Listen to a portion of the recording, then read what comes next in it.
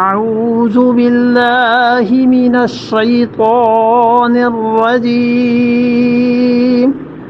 بسم الله الرحمن الرحيم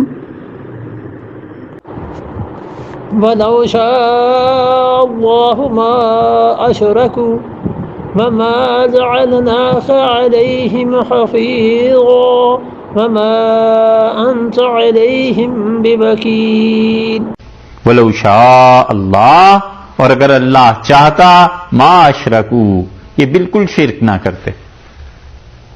اللہ اگر جبر کرنا چاہتا کوئی شرک نہ کرتا۔ خدا اگر مشین کی طرح سب کو پیدا کر دیتا پھر امتحان کس بات کا رہتا؟ یہ دنیا امتحان کی جگہ ہے، لوگ چاہتے ہیں یہاں پہ ریزلٹس ملیں، اور آخرت وہ مقام ہے جہاں پر جزا اور سزا ملنی ہے، اور وہاں مشرکین جا کے سوچیں گے کہ عمل کر لیں، اور وہ کہیں گے ایک بار بھیج دے، ہم بالکل پروردگار شرک نہیں کریں گے۔ وہ دنیا ہے ہی ایسی جس میں عمل ہے، جس میں جزا ہے، عمل نہیں، اور یہ دنیا ایسی ہے جس میں اللہ نے عمل رکھا ہے، کبھی کبھی جزا کی کوئی چیز دکھا دیتا ہے، در حقیقت وگرنہ یہ عمل کی دنیا، جزا آخر پہ ملے۔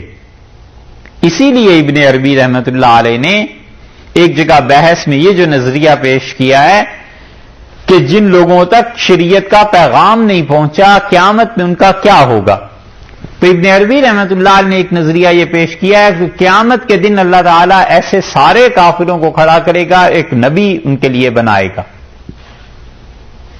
اور اللہ تعالیٰ ان سے کہے گا کافروں سے کہ اس کو مانتے ہو یا نہیں مانتے، تو جو مان لیں گے انہیں جنت میں بھیج دیں گے، جو نہیں مانیں گے انہیں جہنم میں بھیج دیں گے۔ تو ابن عربی رحمۃ اللہ علیہ کے اس نظریے پر ان کے بعد آنے والوں نے جتنی بھی بحث کی ہے اور اس نظریے کا رد کیا ہے، اس میں سے ایک چیز یہ بھی ہے کہ انہوں نے کہا وہ کوئی عمل کرنے کی دنیا تھوڑا ہی ہے، وہاں تو جزا ملے گی، عمل تو اس دنیا کا ہے جو قابل قبول بھی ہے اور قابل رد بھی ہے۔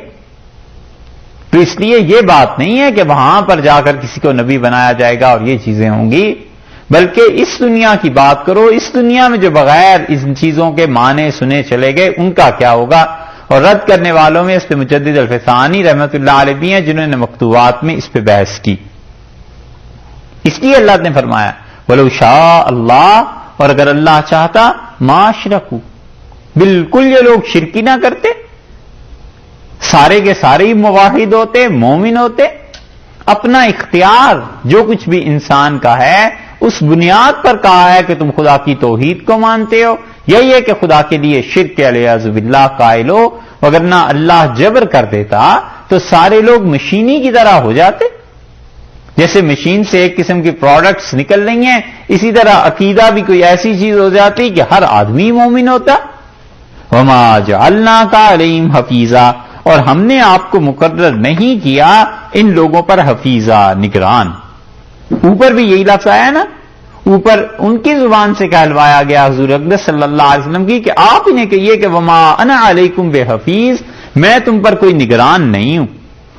اور یہاں پر اللہ تعالیٰ نے اپنی طرف سے فرما دیا ہے کہ وما جعلناک علیہم حفیظا، اور تمہیں ہم نے ان پر نگران مقرر نہیں کیا، یعنی یہ کوئی ایسی بات نہیں ہے کہ آپ کو بٹھا دیا ہو ان پہ کہ ضرور ہی آپ بات منوا کر ان سے اٹھیں یا آپ کی باتیں یہ ضروری مان جائیں گے، ایسی بات نہیں۔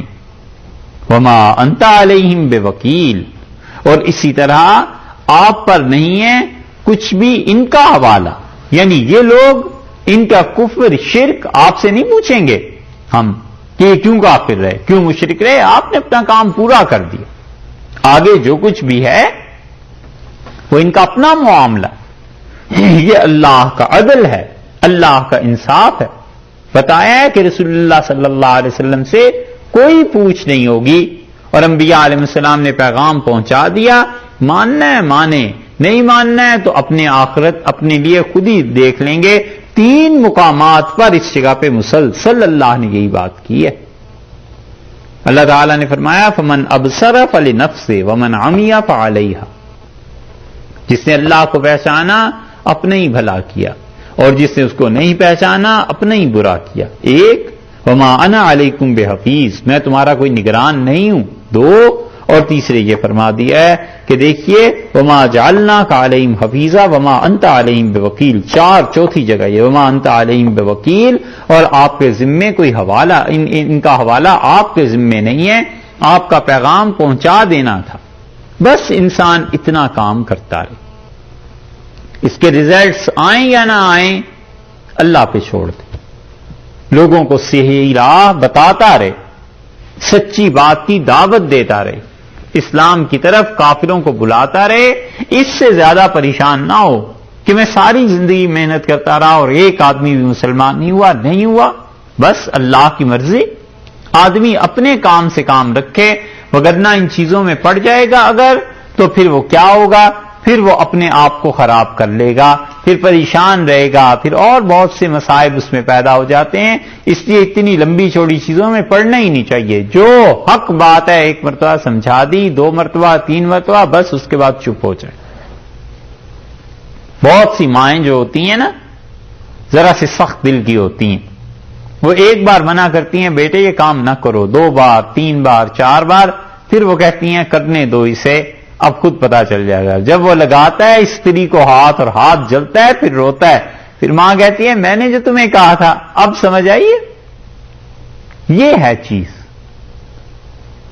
سعدی نے لکھا ہے کہ وہ جا رہے تھے رحمت اللہ علیہ اس میں جہاز میں، سفر تھا بحری، اور ایک لڑکا بہت چیخ رہا تھا، چلا رہا تھا، اور بادشاہ جو تھا وہ بحری سفر کا سارا لطف کرکرا ہو رہا تھا. اب ان چیخوں کو سنے یا لطف اٹھائے کہ کیسے جہاز میں کشتیاں چل رہی ہیں، کیا ہو رہا ہے. تو اس ملاح نے کہا کہ اگر اجازت دیں تو میں اس کا علاج کر دوں. انہوں نے کہا ہاں اس کا علاج کرو، یہ تو بہت ہی زیادہ رو رہا ہے. انہوں نے اسے پکڑا، ملاح نے دبوچا اور اٹھا کر نیچے پھینک دیا پانی میں، اور جب وہ ڈوبنے لگا تو اس نے اسے نکال لیا اور اسے کہا چپ کر کے بیٹھ جاؤ، بٹھا دیا. پھر وہ نہیں چیخا. وہ جو ڈر تھا نا، خوف، وہ اتر گیا، نکل گیا نا. یا یہ کہ زیادہ ڈر غالب ہو گیا کہ اگر میں رویا تو میرے ساتھ تو اب یہ ہوگا.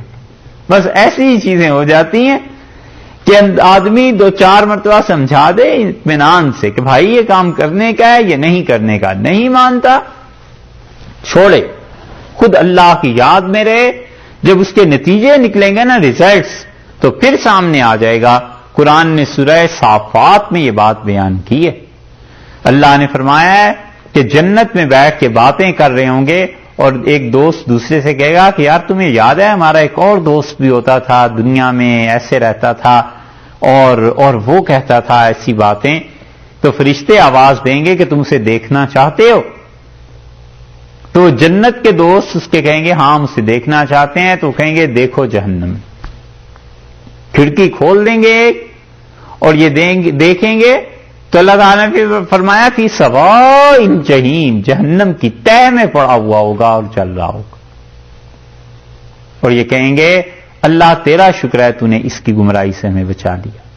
یہ تو ہمیں کہتا تھا قیامت ہی نہیں آنی، یہ تو ہمیں کہتا تھا کہ یہ سب باتیں اگلوں کی ہیں، سب غلط باتیں ہیں. اور ایسے نہیں ہوا کہ ہم اپنی اس دوست کے پیچھے چل پڑے، وگرنہ تو یہ ہمیں تباہ کر دیتا. ایسی ہی چیزیں. تو آدمی اطمینان سے سمجھے ناصح کی بات، نصیحت کرنے والے کی بات، اور جب نہیں چلتا، جو اپنے ناصح کی بات نہیں سنتا، زمانہ اس کو سکھاتا ہے. اور زمانہ جو سکھاتا ہے نا، اس سے عقل بڑی پکی آتی ہے، بڑی پختہ، مگر آتی ہے ذرا سی پھر تجربے کے بعد. تو تجربے والی عقل مہنگی بھی پڑتی ہے، بڑی مہنگی پڑتی ہے. تجربے سے جو عقل آتی ہے وہ جاتی نہیں پھر کبھی بھی، لیکن مہنگی بڑی پڑتی ہے. اس لیے اللہ نے فرمایا آپ ان کے سر پہ کوئی نگران تھوڑے ہیں، آپ انہیں صاف کہہ دیجئے ما انت علیہم بوکیل. آپ سنا دیجئے کہ اللہ نے یہ کہا ہے کہ میرے ذمے تمہارا حوالہ نہیں، یعنی بات میں تمہیں بتا رہا ہوں جو خدا کی ہے. اللہ تک پہنچنے کی راہ مانتے ہو اپنا بھلا کر لو گے، نہیں مانتے اس شرک کا وبال تم پہ پڑے گا.